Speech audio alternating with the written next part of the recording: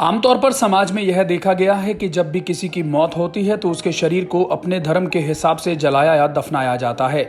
मगर स्थानीय उत्तम कॉलोनी में एक अनूठी पहल देखने को मिली, जहां पर एक महिला की मौत होने के बाद उसके शरीर को जलाने के बजाय मेडिकल कॉलेज को रिसर्च के लिए दान दे दिया गया।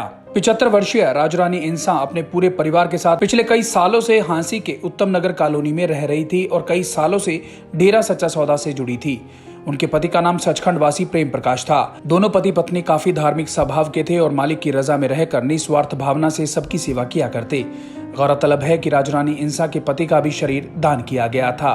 राजरानी इंसा की यह दिली तमन्ना थी कि उसके शरीर को मरने के बाद जलाने की बजाय मेडिकल रिसर्च के लिए दान दे दिया जाए, जिसे मेडिकल की पढ़ाई कर रहे छात्र छात्राएं रिसर्च करके कुछ नई खोज कर सके। बता दें कि राजरानी इंसा की आंखें और गुर्दा भी दान दे दिया गया और पूरे शरीर को एम्बुलेंस के माध्यम से मेडिकल कॉलेज मेरठ में भेज दिया गया।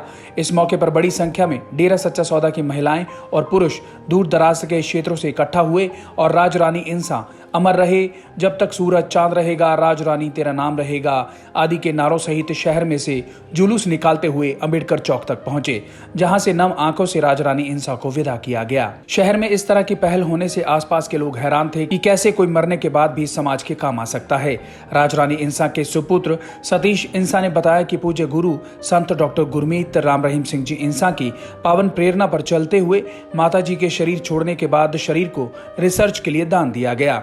उनकी माताजी की यह अंतिम इच्छा थी कि उनके शरीर को रिसर्च के लिए दान किया जाए, जिस पर अमल करते हुए शरीर को मरणोपरांत रिसर्च के लिए दान दिया गया। इस मौके पर Shah Satnam ji greenish welfare force wing के सदस्यों ने कतारबद्ध होकर राजरानी इंसा को सैल्यूट किया। हांसी से मुकेश की रिपोर्ट।